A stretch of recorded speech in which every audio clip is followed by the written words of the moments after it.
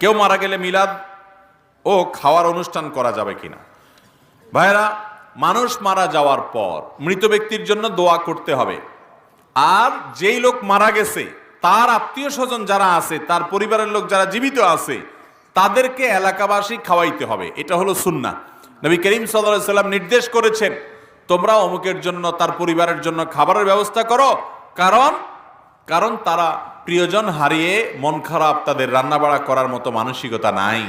এজন্য যে মারা গেছে তার পরিবারের লোক যারা জীবিত আছে তাদেরকে বরং এলাকাবাসী খাওয়াইতে হবে। এটা হলো কি সুন্নাত। আমাদের দেশে খাওয়ায়, সব এলাকায় খাওয়ায়, একটু হলো একদিন দুই দিন দুই চার বেলা হইলো খানা পাঠায়। যে বেচারা মরে গেছে আশেপাশ থেকে অন্যান্য ঘরের লোকেরা, প্রতিবেশীরা খাবার পাঠায়। প্রথম 2 দিন 4 দিন বা 2-4 বেলা খানা খাওয়ানোর পর এরপরে ওই 40 নম্বর দিনে সুদে আসলে সব একসাথে উঠায় নেয়। ঠিক না?